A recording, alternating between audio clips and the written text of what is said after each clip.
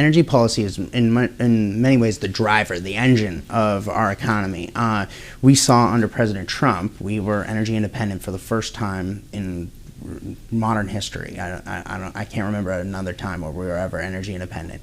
Biden undoes that immediately by stopping the drilling and exploration for oil and natural gas on federal lands, and then cutting off the Keystone XL pipeline. You mentioned that. You mentioned the Nord Stream 2 pipeline. He's letting the Russians do natural gas, but not here in the United States. Connect the dots for us here about how important energy policy is to all of this, because you see it affecting our gas prices, affecting more broadly the economy. It's probably driving up the cost of prices of goods on the shelves because of shipping costs going up and so on and so forth. How interconnected is energy policy to everything? Energy policy is connected in many different ways. One, with the economy, simply because if you have a lower gas prices, people have more money. They have the ability to produce the products here in America and compete overseas. It also has to do with geopolitical. The world is safer when America is energy independent, because when America is energy independent, we're not just for America.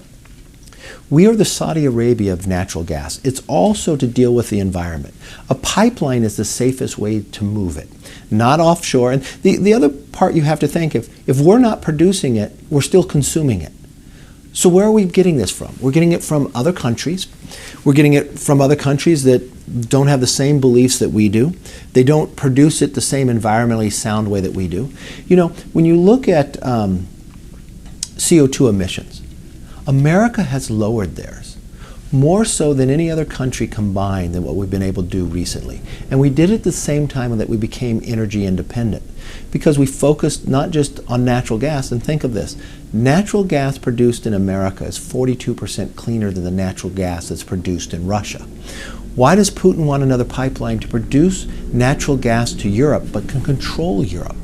He uses the pipeline as control over those countries. It makes him stronger and his form of government stronger, which is a challenge to America, and it makes Europe not safe. And one thing Republicans did a couple years back when we were in the majority, we lifted the export ban.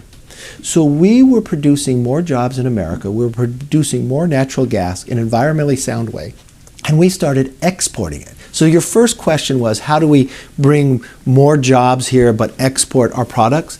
We used to start building ports to import natural gas. When we lifted that and allowed and unshackled what held us back, God has blessed America with a lot of natural resources.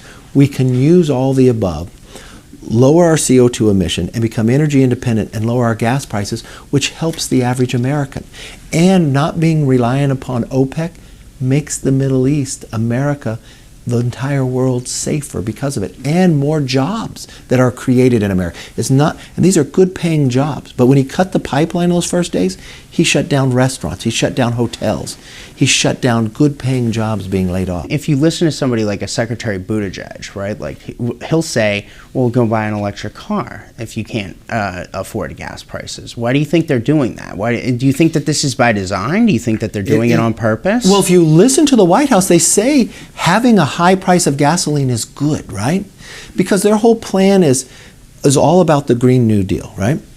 There is a bridge before you ever move from a combustion engine or others. If you have an electric car, you have to charge it. You have to have electricity for it.